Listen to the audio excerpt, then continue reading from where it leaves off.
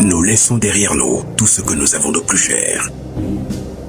Enfants, épouses, amis, pères et mères. Fièrement, nous répondons à l'appel du devoir. Pour que les déplacés et les réfugiés rentrent à la maison.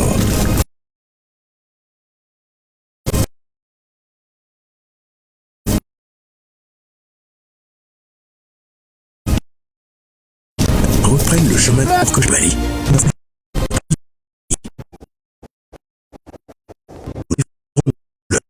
Et si nous laissons derrière nous veuves et orphelins, nous vous prions, prenez soin d'eux.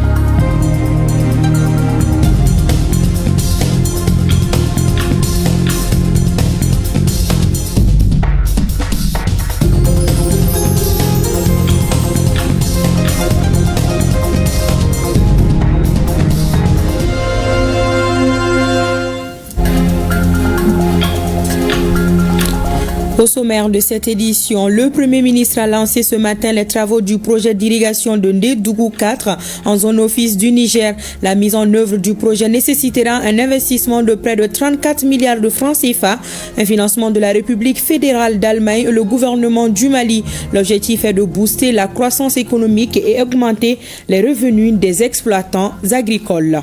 L'Alliance pour la paix et la concorde Tamouzok a été portée ce matin sur les fonds baptismaux. Elle regroupe plusieurs sensibilités des communautés du Nord. Sa mission, apporter sa contribution dans le processus de paix et de cohésion sociale.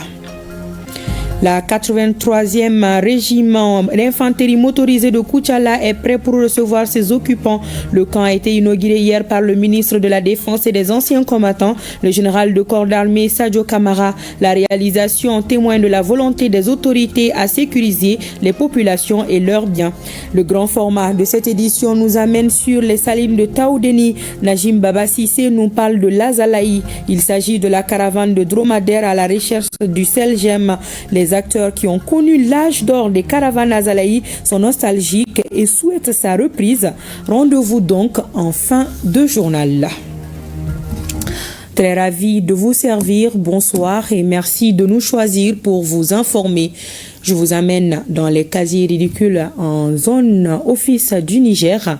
Le Premier ministre, ministre de l'administration territoriale et de la décentralisation, a lancé ce matin les travaux du projet d'irrigation de Ndédougou 4. Sa mise en œuvre coûtera près de 33 milliards et demi de francs CFA. Ce projet gigantesque est cofinancé par la République fédérale d'Allemagne et le gouvernement du Mali. L'objectif est de booster la croissance économique et d'augmenter les revenus des exploitants agricoles à travers la réhabilitation de périmètres irrigués. Nos envoyés spéciaux sont Mamari Koné et Aliou Touré. Forte mobilisation autour du lancement des travaux du projet d'irrigation Ndédougou 4 en zone au du Niger. D'abord à Nyounou, chef-lieu de cercle, le Premier ministre chef du gouvernement est accueilli par une foule nombreuse. Par cette mobilisation, la population exprime son soutien aux autorités de la transition.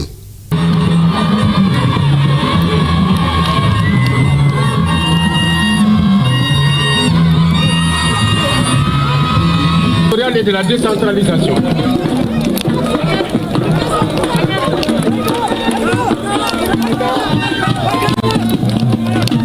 À une quinzaine de kilomètres de là, plus précisément à Ndébougou, est prévu le lancement du projet. Accueil populaire réservé ici au journal de division Abdoulaye Maïga et à sa délégation.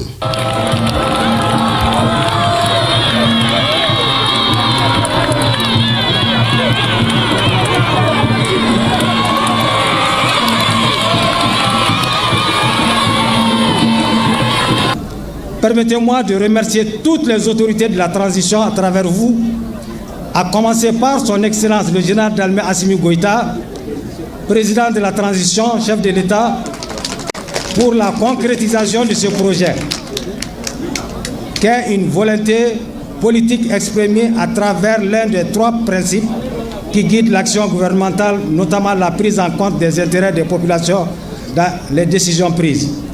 Le projet d'irrigation de Bougou 4 vise à augmenter la production agricole des petits agriculteurs par la réhabilitation des périmètres d'irrigation agricole dans la zone de Bougou de l'Office du Niger. Ces travaux s'articulent sur 4 points essentiels. Il y a un premier lot qui s'agit de la réhabilitation, des travaux de réhabilitation et de construction des infrastructures. Il y a un deuxième lot qui est les travaux de réhabilitation du casier numéro 1, ça veut dire le village ND1 à ND8. Ensuite, il y a un second lot ici, du village ND9 à ND17. Ça, c'est les 3 lots. Et puis, il y a un derrière, ça, c'est les travaux de réhabilitation et construction du système de drainage. Après la présentation du projet, le Premier ministre, ministre de l'administration territoriale et de la décentralisation, a donné le premier coup de pelle qui consacre le lancement des activités du projet. Je voudrais tout d'abord vous transmettre les chaleureuses salutations de son Excellence le général d'armée Assimi Goïta, président de la transition, chef de l'État, parrain de cet événement. Ces infrastructures contribueront à l'augmentation de la production des exploitants agricoles de la zone Office du Niger, et particulièrement de Débrou, et à l'utilisation du potentiel économique de l'irrigation pour une agriculture durable, rentable et une sécurité alimentaire accrue. Ces travaux s'inscrivent dans le cadre de notre engagement commun en faveur de l'atteinte des objectifs de l'Office du Niger, à savoir l'autosuffisance alimentaire pour assurer la sécurité alimentaire et nutritionnelle des populations et la prospérité des communautés locales. Aussi, ils sont également en parfaite adéquation avec le point 3 de la lettre de cadrage que son Excellence le général d'armée Assimi Goïta, président de la transition, chef de l'État, a adressée au gouvernement, à savoir la satisfaction des besoins des populations grâce à une économie forte et résiliente. D'un coût global de 33 milliards 474 millions de francs CFA, le projet de Bougou 4 est financé par les gouvernements maliens et allemands. Il est réparti en 4 tranches. La présence aujourd'hui de la République fédérale d'Allemagne aux côtés du Mali témoigne de la volonté du gouvernement de collaborer avec toutes les bonnes volontés respectueuses des principes qui guident l'action publique dans notre pays, à savoir, je cite, le respect de la souveraineté de l'État, les choix souverains du peuple et la défense de ses intérêts. Fin de citation, inscrit dans notre Constitution. La République fédérale d'Allemagne est le premier pays à reconnaître notre souveraineté. Ce pays ami nous accompagne dans la préservation des intérêts de notre peuple à travers des actions multiformes et les travaux d'infrastructures agricoles qui seront lancés tout à l'heure en sont une parfaite illustration. Au nom du chef de l'État, son Excellence le général d'armée Assimi Goïta, et du peuple malien, je tiens à remercier la coopération allemande pour cette marque de solidarité. Les travaux seront exécutés dans 16 mois hors saison des pluies. À la cérémonie de lancement, on notait la présence de plusieurs membres du gouvernement et du Conseil national de transition.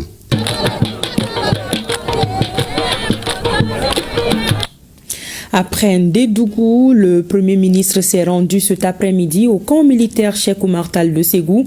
Le chef du gouvernement a échangé avec le commandement de la zone de défense numéro D sur la situation sécuritaire au niveau de la région. Le général de division Abdoulaye Maïga a aussi rencontré les femmes de camp. Celles-ci l'ont remercié pour son appui qui leur a permis de mener des activités génératrices de revenus. Le reportage de Ramata Konati. Le Premier ministre au camp Amadou Sékou Tall de Ségou. Il vient s'enquérir de la situation sécuritaire de la région et remonter le moral des forces de défense et de sécurité tout en leur transmettant les félicitations du président de la transition pour les efforts engrangés en matière de sécurisation des personnes et de leurs biens. Des messages d'encouragement transmis au commandant de la zone de défense numéro 2. Juste après, le visiteur du jour, le général de division Abdoulaye Maïga, a rencontré les femmes des camps. Grâce au Premier ministre, nous avons de l'eau potable maintenant. Les travaux de changement des tuyauteries de nos adductions d'eau sont en cours d'exécution. Et nous avons aussi reçu par ces soins des équipements et matériels pour la transformation des produits. Nous disons merci au Premier ministre pour ses appuis très considérables. Ces dames respectent ainsi une tradition malienne, la reconnaissance du bienfait. Je vous l'annonçais dans les titres, le ministre de la Défense et des anciens combattants, le général de corps d'armée Sadio Camara, a inauguré hier le camp du 83e régiment d'infanterie motorisée. Le camp est situé à Chikolomba, dans le cercle de Molobala. Sa construction contribuera à renforcer les capacités opérationnelles des FAMA dans la lutte contre le terrorisme au Mali et au-delà dans l'espace AES, compte tenu de sa situation géographique.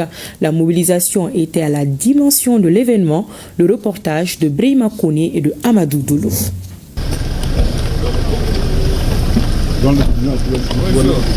Une mobilisation des grands jours était perceptible à l'occasion de l'inauguration du camp du 83e régiment d'infanterie motorisée de Koutiala. Histoire pour les populations de témoigner de leur reconnaissance et de leur soutien aux autorités de la transition ainsi qu'aux femmes. Dans cet ordre d'idées, le maire de la commune rurale de Kapala abritant le camp a magnifié la valeur de l'infrastructure.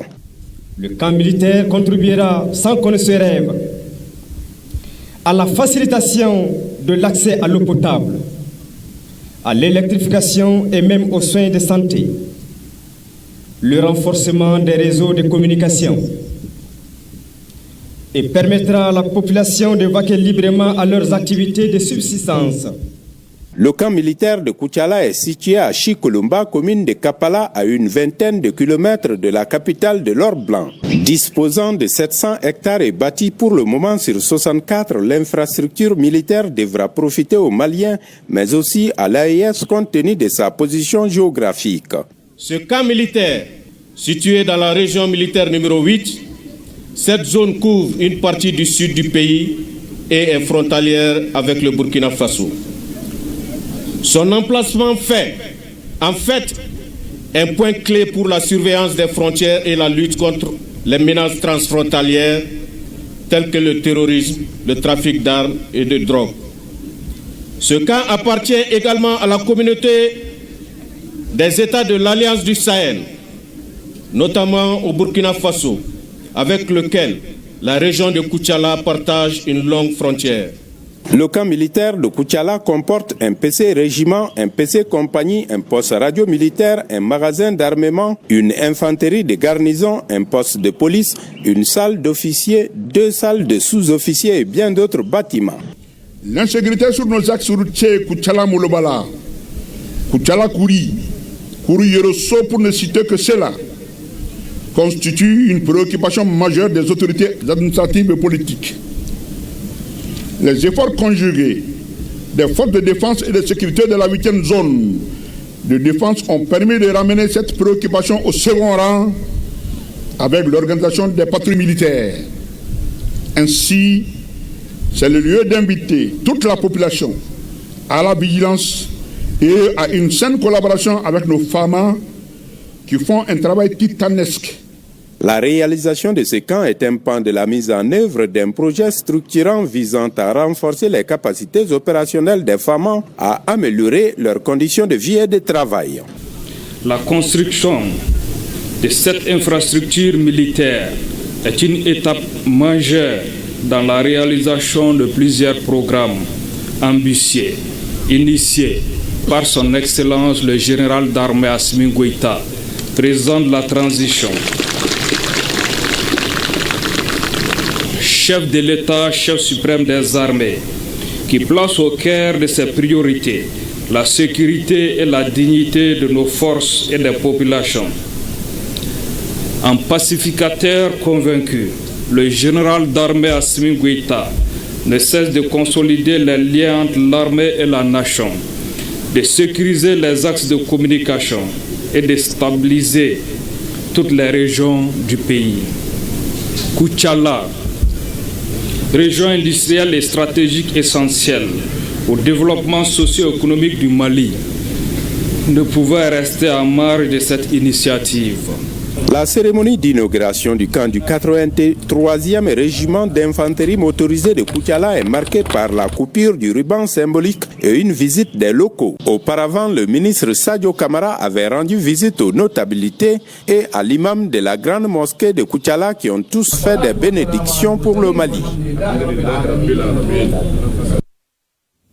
Mobilisation tous azimuts au Centre international des conférences de Bamako pour saluer la mise en place de l'Alliance pour la paix et la concorde Tamouzok. Elle regroupe en son sein plusieurs sensibilités des communautés du Nord. Les responsables de l'Alliance s'inscrivent dans une dynamique de la richesse de la paix et la cohésion sociale. La cérémonie de lancement était présidée par le ministre de la Réconciliation, de la Paix et de la Cohésion nationale. Le reportage de Aluseni Touré. Réconciliation, vivre ensemble, soutien inconditionnel au gouvernement et au FAMA, attachement indéfectible à la République du Mali, ce sont entre autres expressions prononcées à l'occasion du lancement officiel de l'association Tamouzok.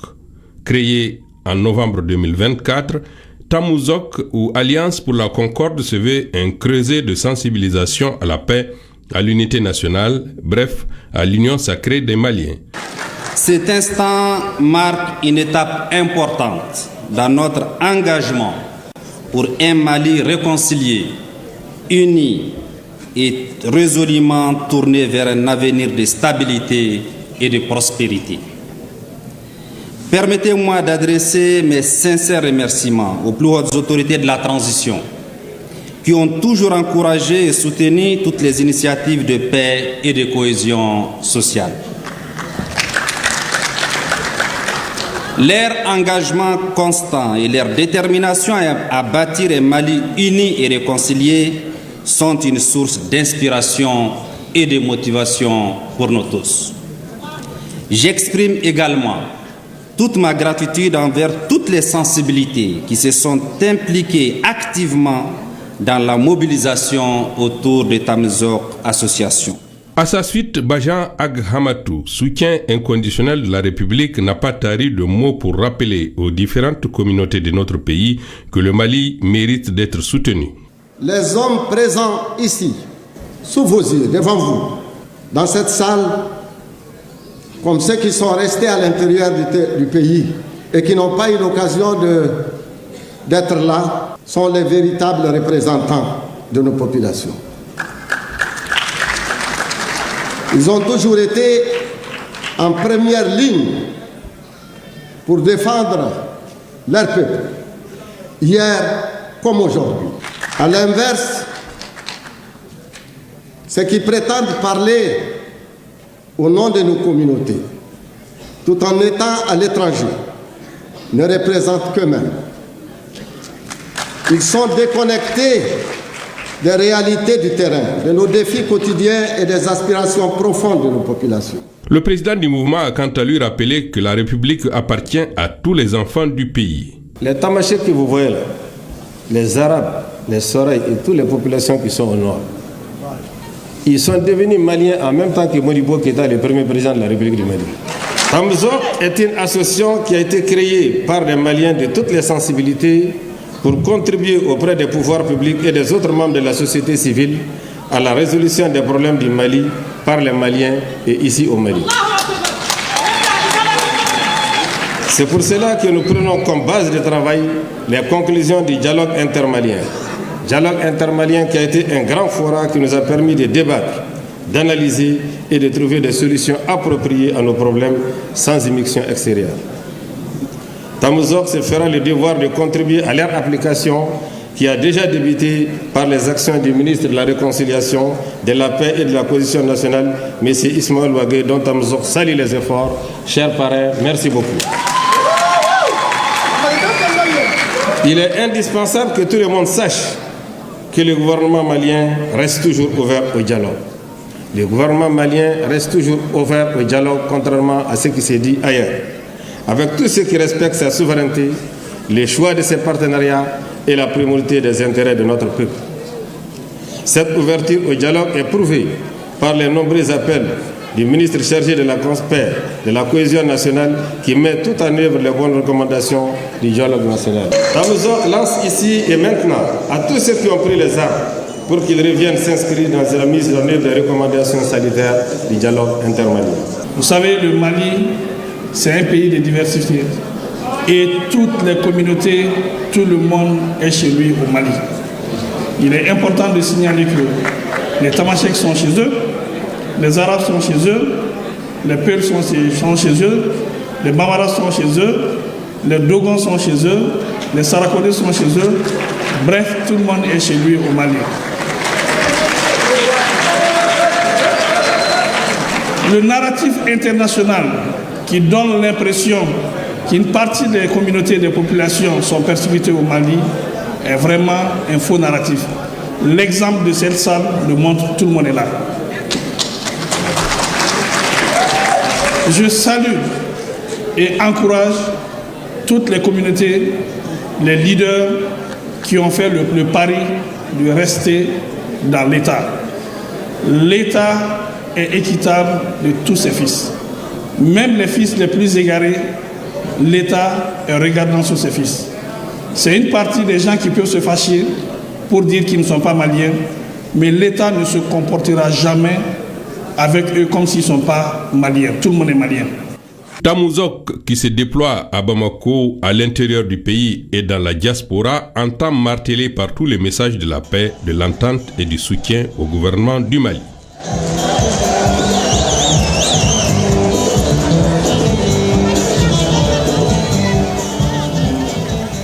Et à présent, le contenu de ce communiqué. Le président de la commission de rédaction du projet de la Charte nationale pour la paix et la réconciliation nationale, M. Ousmane Issoufi Maïga, a l'honneur d'informer l'opinion nationale et internationale du démarrage d'une série de rencontres avec les forces vives de la nation et les institutions de la République. Ces consultations se dérouleront du lundi 17 au mardi 25 février 2025 au CICB et au siège des institutions de la République. Elles ont pour objet de recueillir les observations des forces vives et des institutions de la République sur l'avant-projet de la Charte nationale pour la paix et la réconciliation nationale en vue de l'élaboration du projet de charte pour la paix et la réconciliation nationale. Le président, les rapporteurs et l'ensemble des experts savent compter sur la participation des partis invités et sur leur contribution citoyenne en vue de construire une architecture de paix et de réconciliation nationale au Mali. La commission communication. C'est parti pour le recrutement de 116 auditeurs de justice. Les candidats sont au nombre de 312.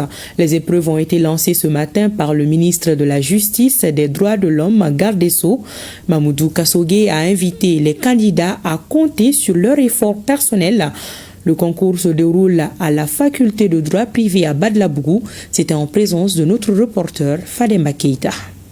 Un magistrat pour 40 000 habitants, le ministère de la Justice vit un déficit criard des ressources humaines. Lors de cette deuxième phase de recrutement d'auditeurs de justice, organisée à quelques mois d'intervalle de la première, il est prévu l'embauche de 116 à répartir entre l'ordre de justice et l'ordre administratif. Le sujet de culture générale intitulé « Une sagesse de chez nous dit ceci, connais-toi toi-même, c'est la meilleure des connaissances », très abordable, est une opportunité pour les 312 candidats inscrits. Les normes internationales d'un magistrat pour 10 000 habitants, nous sommes à près de 1 magistrat pour 40 000 habitants. Et Dieu merci, le président de la transition a manifesté une forte volonté politique pour que ce déficit soit comblé. C'est pourquoi depuis 2022, nous sommes en train de recruter. Pour l'exercice 2024, nous sommes en train de recruter 116 auditeurs de justice. Ce sont les 312 candidats qui vont compétir pour les 116 places à raison de 20 places, donc 20 postes à pourvoir pour l'ordre administratif, et ils sont 100, et de 96 postes à pourvoir pour l'ordre judiciaire, et ils sont 212. Nous allons faire en sorte que les mêmes conditions de transparence qui ont entouré l'organisation de la première phase se retrouvent au niveau de la seconde phase. Toutes les dispositions sont prises pour que le concours se tienne dans la sérénité. L'organisation se passe sans incident pour le moment, parce que nous avons déjà donné des consignes par rapport aux effets personnels au téléphone, aux montres connectées. Les candidats n'ont pas accès à la salle s'ils ont ces objets. La surveillance, nous avons renforcé la surveillance également. Pour une salle de 50 places, nous avons 5 à 6 surveillants. Des corrections transparentes vont conduire à des résultats incontestables, promet le ministre de la Justice. Célébration du 126e anniversaire de l'empereur du Japon, un cadre idéal pour Maliens et Japonais de passer en revue les relations de coopération entre les deux pays. Le ministre des Affaires étrangères et de la coopération internationale a salué le gouvernement japonais pour son assistance aux côtés du Mali à un moment où certains partenaires ont tourné dos à notre pays. Le reportage de Youssouf Diakité.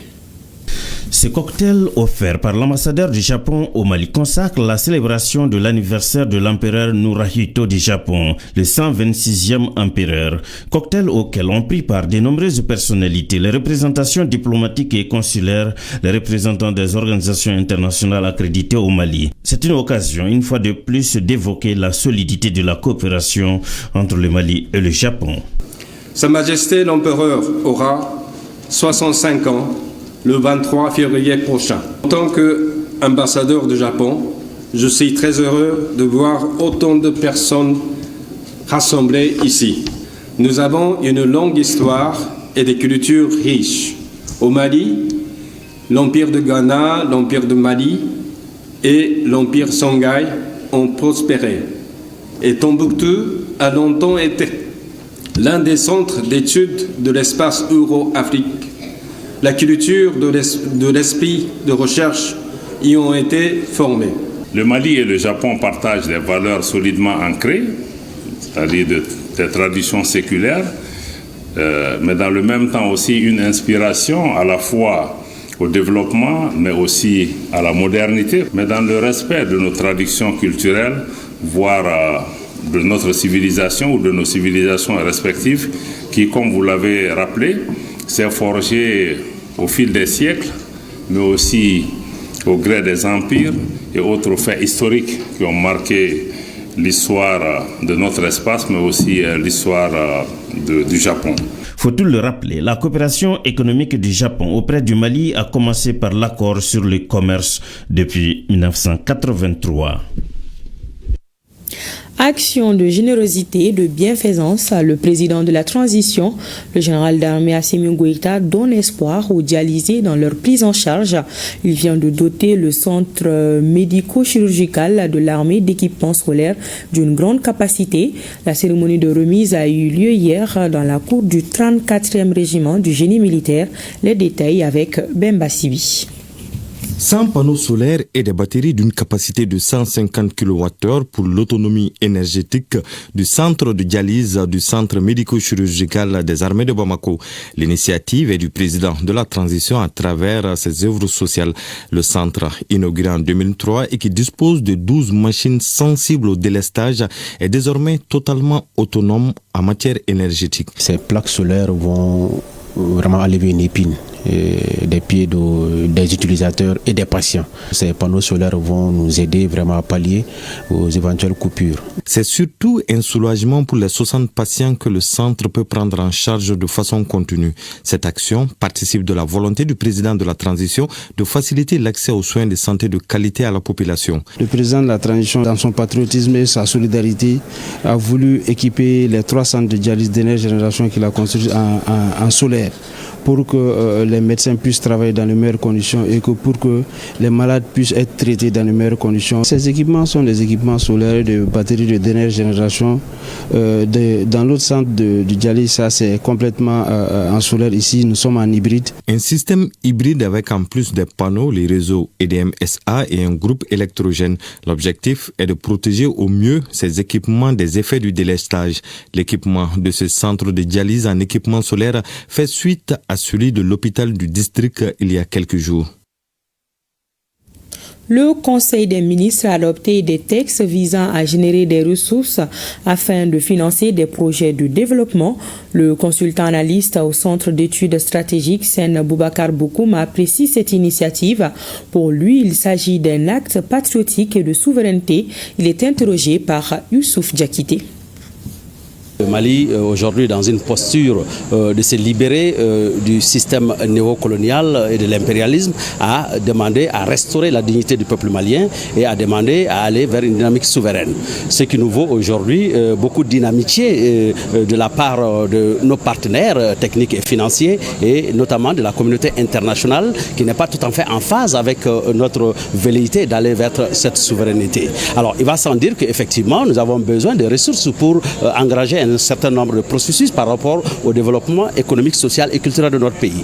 Et n'étant pas aujourd'hui ceux qui sont éligibles au niveau du FMI et de la Banque mondiale et toutes les grandes institutions de Bretton Woods qui nous en imposent, il va falloir réfléchir à des mécanismes internes, ce que nous appelons la mobilisation intérieure des ressources. C'est une mobilisation nationale qui s'adresse aux concitoyens, aux citoyens et qui, dans un élan citoyen et patriotique, décident de contribuer effectivement au financement de l'économie nationale. Aujourd'hui, cette intelligence consiste à dire que c'est une banque que nous sommes en train de créer et une banque sur laquelle effectivement il n'y a pas la souveraineté de la communauté internationale où le Mali effectivement peut engranger ses fonds quand il le désire suivant certaines normes. Donc cela va faire qu'aujourd'hui l'État très rapidement peut faire face au gab de l'énergie. Nous savons aujourd'hui que nous sommes dans une crise énergétique énorme dans laquelle nous avons besoin de lever beaucoup de ressources. Donc le premier élément d'abord c'est de dire que d'ici le mois de carême il faut qu'on ait des ressources effectivement pour financer l'électricité. Et l'autre chose est de dire que par rapport à notre sécurité, par rapport à d'autres projets de développement, la communauté internationale n'est pas certainement prête à nous financer. Donc de ce point de vue, l'État aura les mains libres pour effectivement utiliser ces fonds.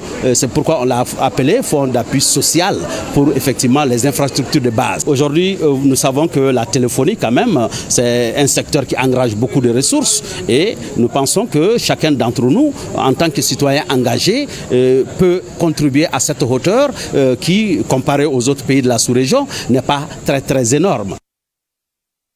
Le ministre de l'Enseignement supérieur et de la Recherche scientifique, en visite à Sikasso, a échangé avec les étudiants de l'Institut universitaire de développement rural sur leurs préoccupations. Le professeur Bourima Kansei a saisi l'occasion pour lancer l'opération de couverture sanitaire de Sikasso, le reportage de Sekou Konati. En venant à la rencontre des étudiants de la première promotion de l'université de Sikasso, le ministre de l'Enseignement supérieur et de la Recherche scientifique veut poser deux actes forts pour offrir à ses étudiants les conditions optimales pour un bon cursus universitaire. D'abord, porter le message d'encouragement face aux premiers résultats qui doivent être consolidés et lancer le mécanisme de couverture sanitaire à travers l'assurance maladie volontaire. Une initiative du Centre national des œuvres universitaires qui, en plus de ce mécanisme, envisage de se rapprocher au plus vite des étudiants. C'est un mécanisme simple, il y a un droit d'adhésion à payer pour les étudiants qui fait 1000 francs par étudiant. Et en plus de ce droit d'adhésion, il y a une cotisation annuelle qui fait 8700 francs. Et donc globalement, on a une cotisation de 9700 francs par étudiant. Et ça donne droit à des prestations. Et si vous prenez généralement, il y a les consultations. Quand les étudiants viennent pour les consultations, ils n'ont rien à payer. Et en plus des consultations, il y a ce qu'on appelle les médicaments essentiels qu'ils peuvent recevoir. Le Centre national des œuvres universitaires, avec ses partenaires, donc a trouvé ce mécanisme qui permet à chaque étudiant d'avoir une couverture sanitaire donc complète qui lui permet de se soigner. Donc je pense bien qu'une innovation et c'est nécessaire. Donc nous saluons cet effort qui est fait par les CNU et nous félicitons les étudiants pour leur dire que leur santé, c'est aussi les soucis, n'est-ce pas, du Centre national des œuvres universitaires et les soucis aussi du ministère de l'Enseignement supérieur et de la Recherche scientifique. Pour les étudiants, l'initiative est fortement saluée et ils profiteront de l'occasion pour évoquer certaines préoccupations. Elles vont de la diligence dans le traitement des dossiers au niveau du CNU à l'ouverture de nouvelles salles en passant par le manque de matériel pour les travaux pratiques. À toutes ces préoccupations, des réponses satisfaisantes ont été apportées. La rencontre a pris fin par l'enrôlement des premiers étudiants pour l'assurance maladie volontaire portée par l'Union technique de la mutualité UTM. De la littérature dans cette édition avec la dédicace du livre L'impérial terrorisme, une publication du professeur Franklin Yamsi, non moins activiste. Dans cet ouvrage, il met à nu les complots de déstabilisation des puissances occidentales avec comme rappel la chute du régime de Muammar Kadhafi qui a ouvert la voie à la déstabilisation du Sahel. L'ouvrage invite également l'Afrique, notamment les jeunes, à s'unir pour combattre l'impérialisme et le terrorisme. Il tire le chapeau aux autorités de la transition qui mènent une lutte implacable contre le terrorisme. Seydou Traoré a suivi la cérémonie de dédicace. Connu pour ses prises de position contre le colonialisme des puissances en Afrique, Franklin Yamsi dénonce dans son dernier livre, le 40e pour lui, la forme actuelle de l'agression occidentale et du Moyen-Orient contre l'Afrique. Dans ce livre de 198 pages intitulé L'impérial terrorisme, Yamsi démontre le lien entre le terrorisme, le néocolonialisme et l'impérialisme, le tout soutenu par des recherches sur l'offensive de l'OTAN dans certains pays africains, notamment la Libye de Muammar Kadhafi. Qu'est-ce que j'ai fait? Une enquête scientifique ayant pour but de retrouver toutes les preuves les plus évidentes que les organisations terroristes qui nous attaquent en Afrique ne nous attaquent pas pour des motifs religieux. Elles sont financées, elles sont armées par les grandes puissances de l'OTAN pour maintenir nos pays en situation d'instabilité et forcer nos dirigeants à brader les richesses de leur pays. L'impérial terrorisme, c'est cette chose-là. Derrière le mot djihadiste, en fait, on veut vous cacher le fait qu'il y a des mercenaires qui sont chargés au Sahel, en Afrique centrale, jusqu'au Congo, jusqu'au Mozambique, de maintenir nos pays en guerre. En les maintenant en guerre, nos dirigeants sont forcés de vendre, et même de laisser piller le pétrole, l'or, l'uranium, le cobalt, le diamant, ad vitam aeternam.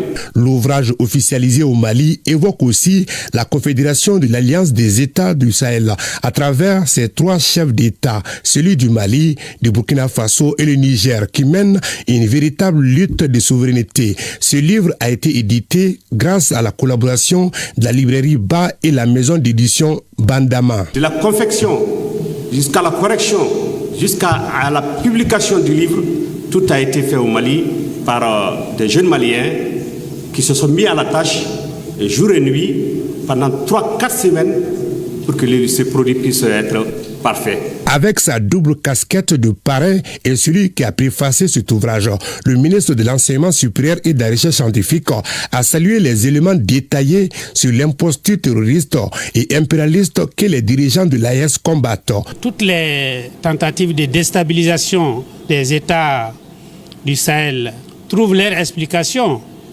dans ce concept qui est développé par le professeur Yamsi.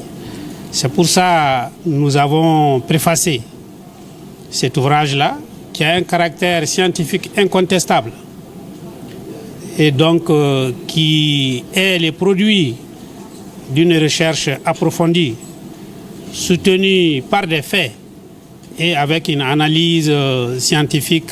Franklin Yamsi a remis un lot de l'ouvrage à la Bibliothèque nationale du Mali. Un premier tirage de 10 000 exemplaires est disponible pour les 3 pays de l'AES. Et à retrouver également dans vos kiosques le livre intitulé Monsieur Drissa Koulibaly, un homme au service de Sanambélé et du Mali, de l'écrivain malien Mahamadou Issa Samaké. Dans cet ouvrage, nous découvrons la vie et les accomplissements de Drissa Koulibaly, juriste et entrepreneur. En 4 chapitres, cette œuvre nous fait découvrir les origines, les réalisations, les projets et des témoignages sur le natif de Sanambélé, Drissa Koulibaly. Voilà, à retrouver donc dans vos kiosques. Les services techniques du ministère des Transports et des Infrastructures mettent en place des stratégies afin de réduire drastiquement le taux d'accident de la circulation. Ils ont signé hier une convention dans ce sens. Elle est relative au contrôle routier et aux séances de démonstration de l'utilisation des instincteurs d'incendie dans les compagnies de transport public. Mamadou Fani a assisté à la cérémonie de signature. Les services techniques du ministère des Transports et des Infrastructures et ceux de la Sécurité et de la Protection civile renforcent leur cadre de collaboration pour assurer la sécurité routière des citoyens. Une convention relative au contrôle conjoint et de formation entre les directions générales de la police, de la gendarmerie, de la protection civile et l'ANASER. Les infractions ciblées par les opérations de contrôle comprennent notamment l'excès de vitesse hors agglomération, le non-port de la ceinture de sécurité, la conduite sous l'empire d'un état alcoolique ou sous l'effet de stupéfiants, le surnombre de passagers, les dispositifs lumineux défectueux ou hors normes, les transports mixtes, l'usure pneumatique, les stationnements dangereux, l'usage du téléphone au volant ou au guidon, l'absence de cartes grises, de plaques d'immatriculation, de fiches de visite technique, de police d'assurance et d'autres documents requis pour la mise en circulation des véhicules. Ces deux conventions dotent ainsi les services techniques concernés d'un cadre juridique conforme aux dispositions légales et réglementaires. Cette bonne collaboration entre nos deux départements investit des missions de renforcement de la sécurité routière, conformément au décret fixant les attributions spécifiques des membres du gouvernement, traduit la détermination du gouvernement à ne ménager aucun effort pour assurer la sécurité à tous les usagers de la route. J'appelle à cet égard l'ensemble des usagers de la route à la plus grande prudence, au strict respect du code de la route et à adopter en permanence leur conduite aux conditions de circulation.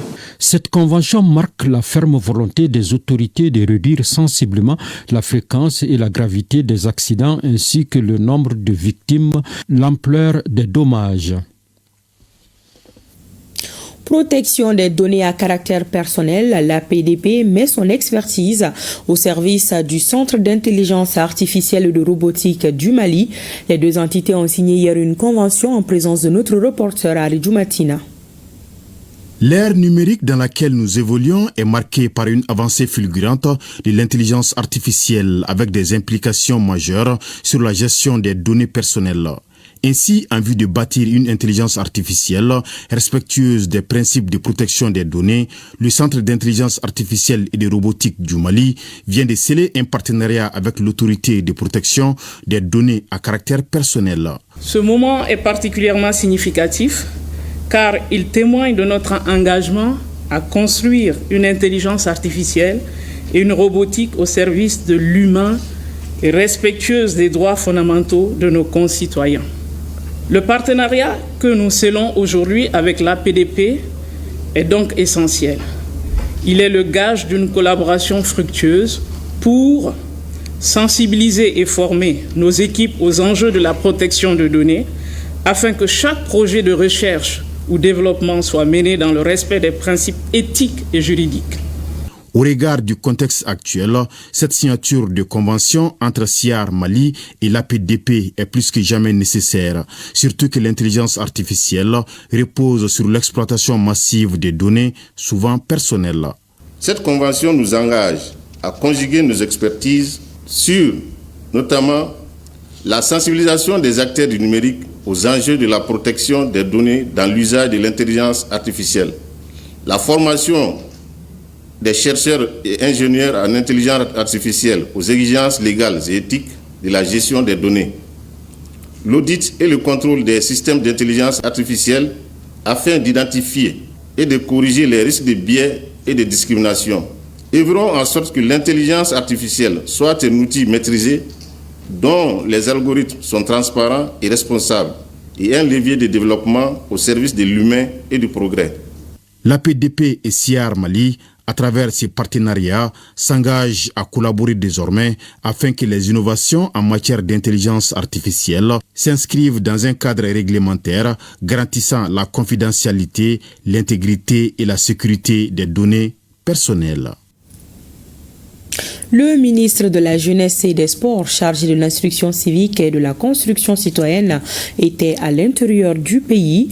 Abdul Kassim Ibrahim Fomba a échangé avec les jeunes de Fana, Djoila et Massigi sur les orientations de son département. Il a invité la jeunesse à l'unité et au sursaut patriotique pour l'édification du Mali. Le reportage de nos envoyés spéciaux Siragatou Sissé et Adaman Kamara. La jeunesse de Fana, debout comme un seul homme, sonne la mobilisation pour soutenir les autorités de la transition. À leur tête, le général d'armée Assimi Goïta. La sensibilisation sur la consommation de la drogue en milieu jeune, le don de sang, une 50aine de poches en faveur des femmes et l'acte citoyen au sujet de la taxe sur la téléphonie ont marqué l'étape de Fana. Ils sont avec toutes les grandes décisions prises parce qu'ils savent que c'est pour le bien de toute la nation, pour le bien du pays. Il faut mettre ce fonds patriotique en place pour aider les actions du gouvernement, pour faciliter les initiatives aujourd'hui patriotiques et citoyennes et que ça fait un problème pour des sommes vraiment forfaitaires. Je crois qu'il faudrait que les gens ne se laissent pas distraire et se concentrent sur l'essentiel. Donc le fait de couper 100 francs sur une somme de 1000 francs ou 200 francs sur une somme de 10 000 francs, par exemple, n'est pas quelque chose qui est au-delà de ce qui est demandé. Parce que beaucoup de gens, aujourd'hui, le fait de rester rien que la journée ici, pour beaucoup de gens ici au niveau de Fana, ils ont peut-être perdu 1000 francs ou 2000 francs ou 3000 ou 5000 francs de leur journée parce qu'ils n'ont pas travaillé, mais c'est parce qu'ils aiment leur pays. Juste après, la délégation ministérielle a pris la route de Massigi à 80 km de Djoila pour l'inauguration de la maison des jeunes, suivie de la visite guidée, une doléance exprimée par les jeunes et matérialisée par le gouvernement. Dans son adresse, le ministre Fomba a invité les jeunes à tenir le flambeau pour l'émergence du Malikoura. Les notabilités ont reçu les civilités du ministre Fomba et des membres de la délégation. Un échange avec les jeunes de Fana, Djoila et Massigi a eu lieu à bâton rompu pour toucher les préoccupations de cette couche juvénile. Nous restons avec la jeunesse. Les présidents des conseils régionaux de la jeunesse apprennent les notions de civisme et de citoyenneté. La formation se passe au Palais des Pionniers. Les jeunes ont eu droit à une communication du directeur général de l'APEJ sur la création et la gestion d'une entreprise. Le reportage de Abdul Karim Kaba. En venant à la rencontre des 797 jeunes de toutes les régions du Mali et des districts de Bamako, l'APEJ apporte sa contribution à la réduction du taux de chômage. Cette formation civique des présidents élus du Conseil national de la jeunesse du Mali est une occasion saisie par l'Agence pour la promotion de l'emploi des jeunes APEJ d'inviter les jeunes à être des entrepreneurs. À travers cet exposé aujourd'hui, que nous ne devons pas être à mesure de rester dans le chômage aujourd'hui, alors qu'on peut faire l'entrepreneuriat. Le monsieur nous a expliqué comment entreprendre, comment devenir entrepreneur. Ça nous permet d'être indépendante. J'ai appris beaucoup de choses. Ça a été très bénéfique. En recevant les opportunités qu'offre l'APEJ, les différentes étapes de la création d'une entreprise, les jeunes disent avoir beaucoup appris. Avant, ce que je pensais que ce n'était pas facile, mais maintenant je vis que c'est vraiment facile. Il faut vraiment se battre seulement. Tout est possible. Bon, une fois dans mon village, voilà, je serai le relais et je vais aussi appeler les jeunes pour les informer. Les jeunes sont la relève de demain. Il est donc nécessaire de les préparer, former afin qu'ils puissent bien assumer leur rôle. L'APEJ intervient par rapport à l'entrepreneuriat. C'est de dire, pour être aussi un bon citoyen, un bon patriote, il faut aussi avoir de l'emploi. Et l'État et nos services en charge de ces questions-là travaillent à créer les conditions de création d'emplois pour les jeunes et aussi l'auto-emploi. Former les jeunes sur la question de l'entrepreneuriat, c'est aussi participer à leur formation sur le civisme, la citoyenneté et le patriotisme. La douleur, c'est le thème du premier colloque de la Société de neurologie du Mali. La rencontre s'inscrit dans le cadre du 8e collège du réseau de promotion de la recherche médicale en Afrique. Pour plus de détails, nous écoutons le professeur Youssoufa Mamadou Maïga. Il est le président de la Société de neurologie du Mali et il est interrogé par Batraoudi. Nous organisons en collaboration avec le réseau africain pour la promotion de la recherche, les REPREMAF, un colloque sur la douleur. C'est un thème extrêmement important, l'enjeu extrêmement important parce que la douleur, il ne faut pas l'oublier, c'est la première cause de consultation en médecine. Et en Afrique, c'est une pathologie dont la prise en charge n'est pas bien codifiée. Et c'est pour cela qu'il est important pour nous, Africains, de commencer à réfléchir sur la problématique de la douleur et éventuellement d'organiser encore mieux sa prise en charge. Les enjeux d'abord, c'est de faire l'état des lieux sur la douleur, c'est de faire l'état des avancées scientifiques sur la douleur, d'attirer l'attention des cliniciens sur l'importance du problème et éventuellement il est prévu de discuter, de mettre en place éventuellement à court, moyen ou long terme un consortium qui va réfléchir sur la douleur dans le contexte africain. Nos partenaires, c'est d'abord nos structures qui nous forment ou qui nous accueillent. Les structures hospitalières, les CHU, le CHU Gabriel Touré, le CHU du Pongé, l'Université de Bamako, disons l'USTTB, la faculté de médecine, et aussi l'industrie pharmaceutique, que nous n'allons pas citer, l'industrie pharmaceutique qui nous accompagne pour ce type d'activité. Et il faut dire que cette structure est co-organisée par le REPREMAF. Et cette nouvelle, le Djiboutien Mahamoud Ali Youssouf est élu président de la Commission de l'Union africaine. Il remplace le Tchadien Moussa Faki Mahamat. Mahamoud Ali Youssouf, âgé de 59 ans, a été élu à la tête de la commission de l'UA avec 33 voix face aux deux autres candidats en lice, le Kenyan Raila Ondinga et le Malgache Richard Randiamandrato. Son élection a été annoncée ce samedi alors que l'Union africaine se réunit pour débattre de l'issue des conflits en République démocratique du Congo et au Soudan. Mahamoud Ali Youssouf, homme politique, fut ministre des Affaires étrangères de son pays pendant près de 20 ans. Voilà. Et nous arrivons au grand format de cette édition. Je vous amène dans les salines de Taoudéni à travers l'Azalaï. Il s'agit de cette caravane de dromadaires conduite par des commerçants maliens et ceux d'autres pays de la sous-région à la recherche du sel gemme. Durant son itinéraire, elle établit des liens profitables de part et d'autre. L'Azalaï est un facteur de brassage interculturel et d'intégration socio-économique et touristique.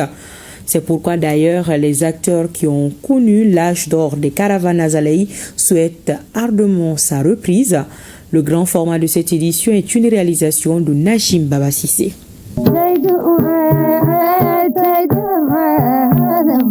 L'Azalaï est une caravane de dromadaires menée par les chameliers des régions du Nord, Tombouctou, Gao et d'autres pays de la sous-région qui pratiquaient le transport et le commerce transsaharien sur plus de 700 km dans le désert en direction des salines de Taoudéni.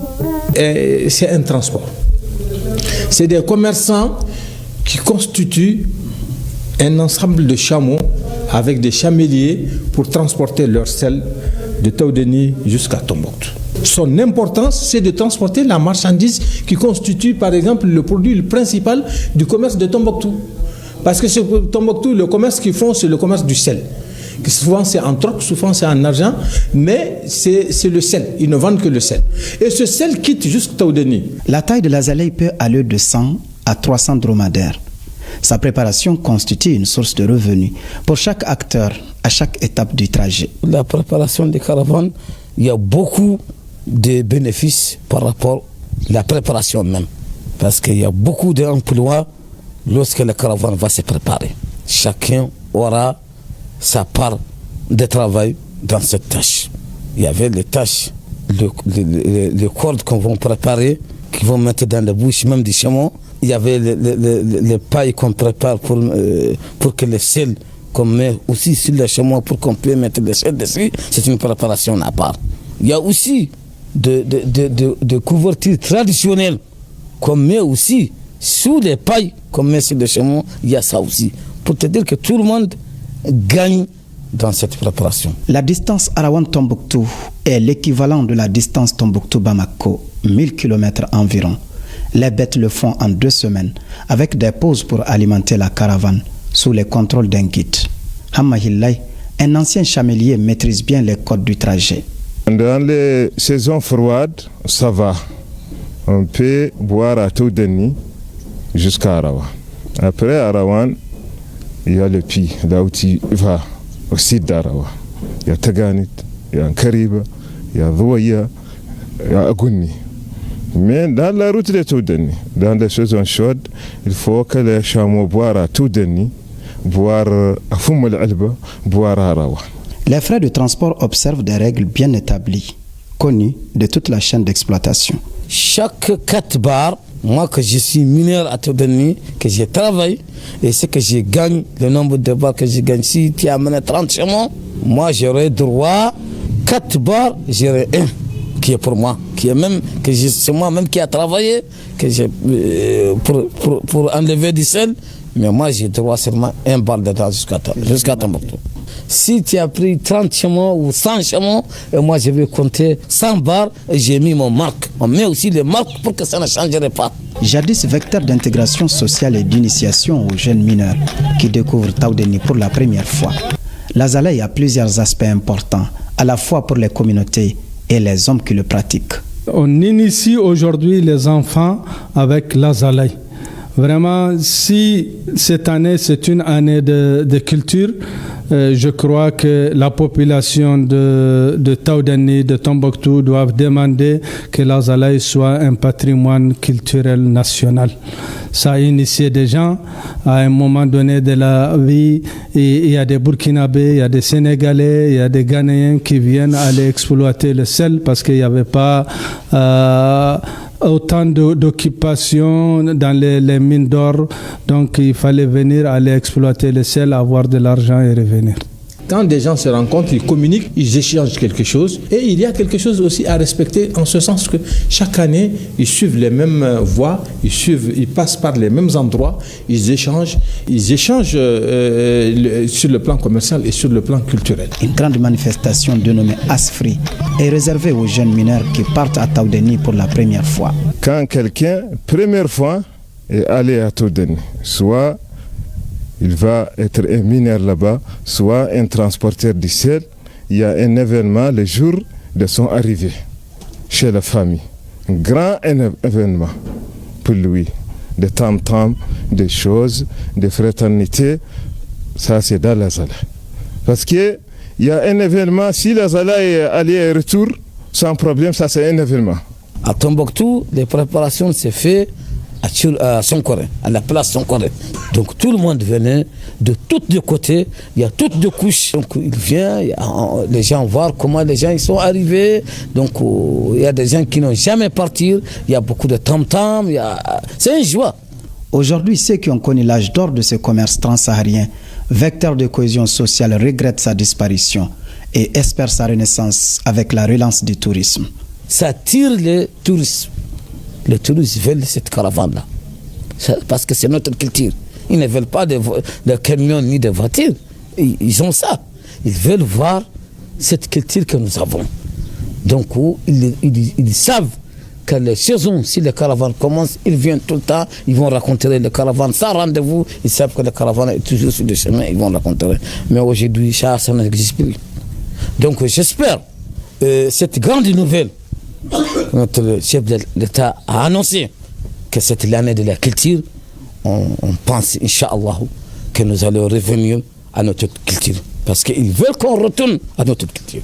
Nos interlocuteurs gardent des beaux souvenirs de l'Azalaï, qui est un ensemble de chameaux attachés les uns aux autres, qui traversent plusieurs villes et villages sur son itinéraire avant de rallier sa destination finale.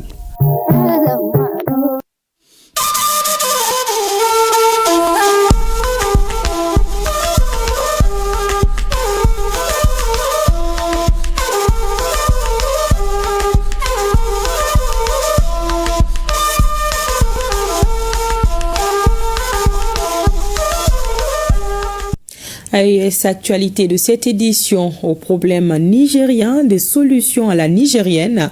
C'est l'esprit qui sous-tend, l'organisation des Assises nationales pour la refondation dont les travaux ont débuté ce matin à Niamey. La cérémonie d'ouverture était présidée par le président du Conseil national pour la sauvegarde de la patrie. Je vous propose d'écouter un extrait du discours d'ouverture du général de brigade Abdourahmane Tchani. Au-delà de la simple participation ou non à des assises, quelle que soit par ailleurs leur importance, c'est surtout de notre survie en tant que pays et de nos intérêts communs dont il s'agit. C'est donc le moment de vous inviter chacun et tous, chers compatriotes, à ne pas rester à la marge ou de vous auto-exclure de ce mouvement historique qui sera gravé dans les annales de notre cher pays. J'instruis par conséquent le gouvernement de continuer à œuvrer pour associer encore davantage nos compatriotes à la tenue de nos assises en initiant des procédés innovants pour un dialogue national inclusif et réussi. Mesdames et messieurs, à l'endroit des participants aux assises, vous avez été désignés par vos structures respectives, mais désormais, vous devez vous comporter en digne fils du Niger, grand défenseur de valeurs nigériennes et de seuls intérêts du pays. Vous devrez, par conséquent, vous départir de tout corporatisme, de tout esprit de clan et de tout égoïsme pour vous mettre au service de l'intérêt général.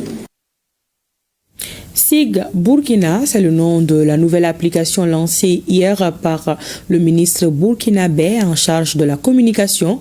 Cette plateforme doit permettre à la population d'avoir accès à des informations justes, vraies et crédibles.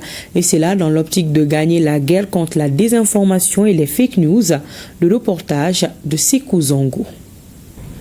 Le service d'information du gouvernement s'invite désormais dans les téléphones mobiles des Burkinabés, des amis et partenaires du Burkina Faso à travers son application mobile dénommée SIG Burkina.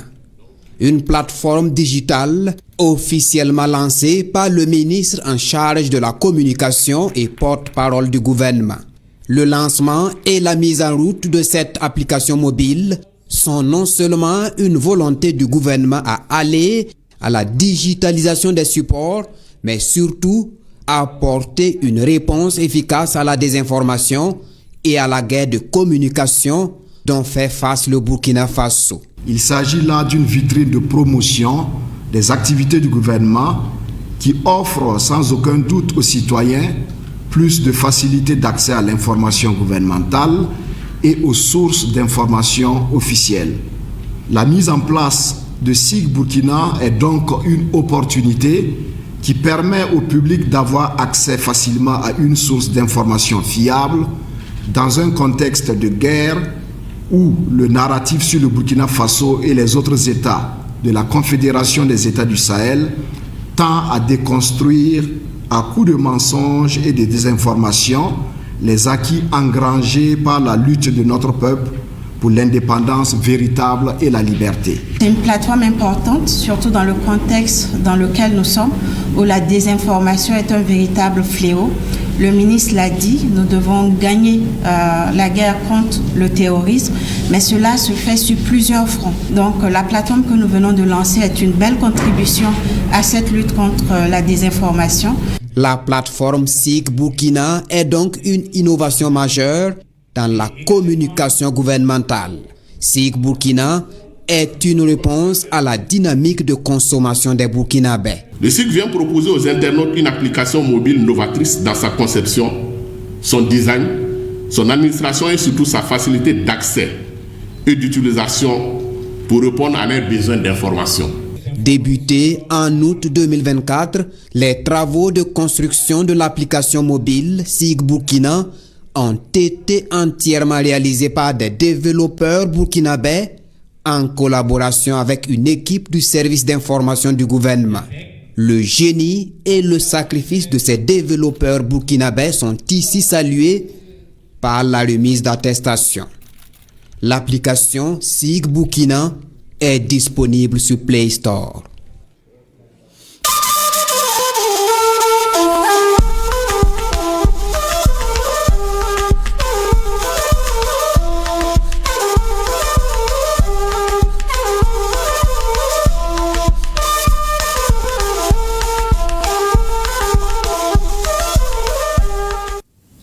La chaîne de chevaux, un concept initié par l'ORTM et qui permet à la radio chaîne D d'aller à la rencontre de ses auditeurs dans une commune pendant quelques jours.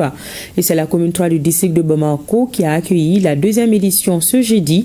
Le public a eu droit à des émissions comme Bamako Matin, Yele, Donso Kakene, Bokari Koulibaly et Abdoulaye Diarra ont suivi le lancement des activités. La chaîne 2, 24 heures sur 24, la 95.2, à votre service. 2 fois plus proche de ses auditeurs, plus qu'un slogan, la chaîne 2 en fait une réalité.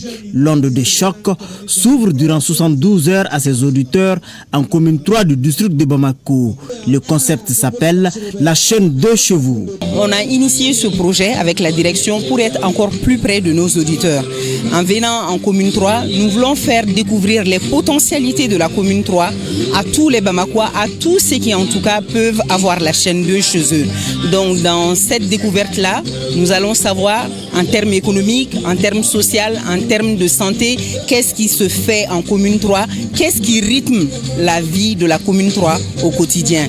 Installé sur le terrain de football de la commune 3, 6 Antomi Korobougou, l'ORTM a déployé une grosse équipe pour la bonne marche de l'activité. Et c'est l'émission Yélé qui ouvre les balles avec une thématique relative à la consommation de la drogue chez les jeunes.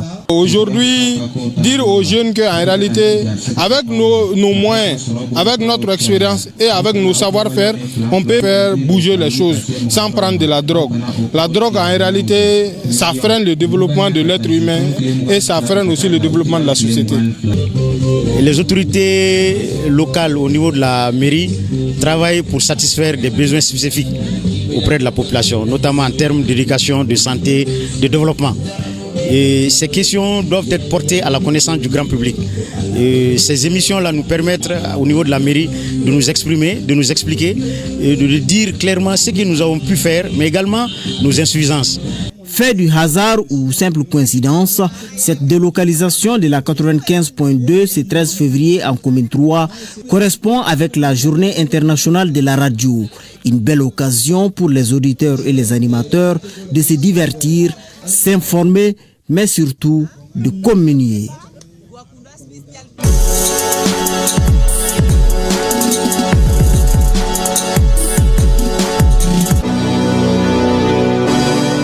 Et c'est l'heure du sport dans cette édition. L'actualité des sports est développée par Abdul Karim Kaba qui vient de nous rejoindre. Bonsoir Abdul Karim. Bonsoir Awadit Makamara, bonsoir tout le monde. Alors le week-end est très riche en événements sportifs, presque toutes les disciplines. Ce soir, nous nous intéressons à la deuxième édition du tournoi sportif d'Afrique Marif. Et oui, ce tournoi interscolaire regroupe 47 lycées du Mali et les sportifs venus des lycées Marif de 19 autres pays d'Afrique. Durant 3 jours, les sportifs des 20 pays vont compétir dans une dizaine de disciplines. On en sait plus avec Redju Matina. Après une première édition en 2023, ayant répondu aux attentes, la Fondation Marif de la Turquie organise la deuxième édition du tournoi dénommé Tournoi sportif de l'Afrique.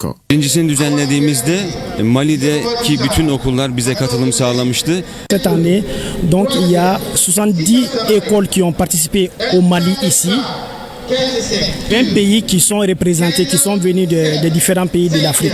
Le projet est en train de grandir. Donc, comme vous faites le remarquer, même c'est écrit sur le drapeau, pour l'Afrique, engage-toi et combat et remporter la victoire. Donc, tout ça là, c'est fait pour la jeunesse africaine.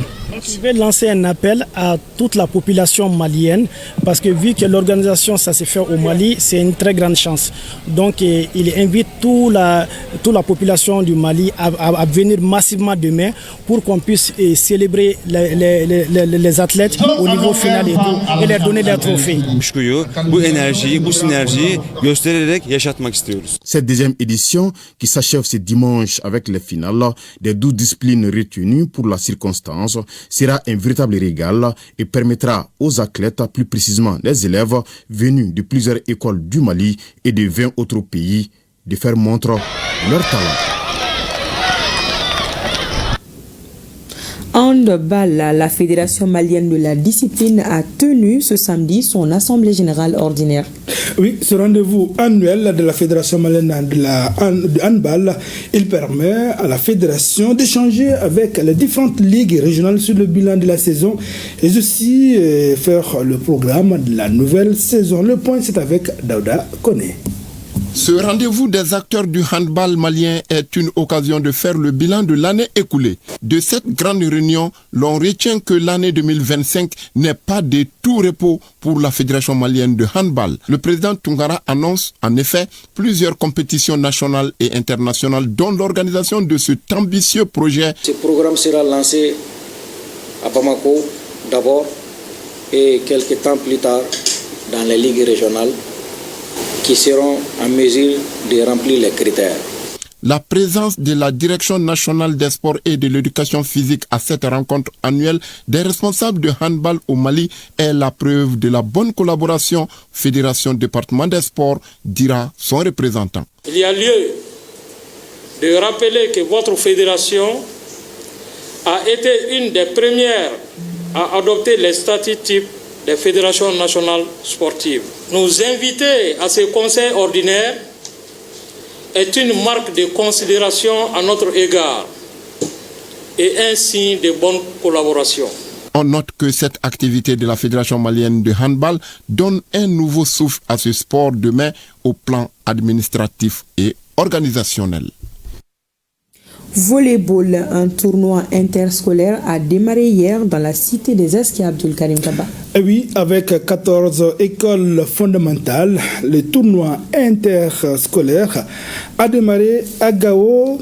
Cette initiative de la Ligue de volleyball de Gao, de la cité des Esclaves. Donc, pendant 3 jours, les jeunes et les scolaires vont découvrir la discipline. Le tournoi interscolaire de volleyball est un tremplin pour les pratiquants, les sympathisants, les monoscolaires de cultiver la paix, l'entente et le vivre ensemble. Les autorités municipales et administratives ont salué cette initiative de la Ligue de volleyball de Gao. Elle contribue à coup sûr au développement du volleyball dans la région. Voilà donc le tournoi interscolaire de volleyball à Gao, une discipline que Awama Kamara connaît très bien. Oui, effectivement, pour avoir joué cette discipline pendant des années. Merci bien. Merci bien, Abdul Karim Kaba, pour toutes ces précisions.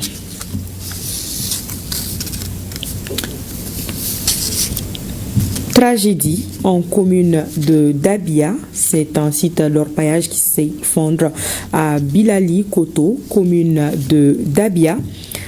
Les sons non officiels annoncent 42 morts et beaucoup de blessés. Les détails dans nos prochaines éditions. Le personnel de la présidence a présenté hier ses vœux au général d'armée Assimi Goïta, président de la transition. Vous pourrez suivre l'intégralité de la cérémonie dans nos programmes juste après ce journal. Et c'est la fin de cette édition. Merci de l'avoir suivi. Bonne soirée de samedi. Pensée spéciale à nos femmes. Bonsoir.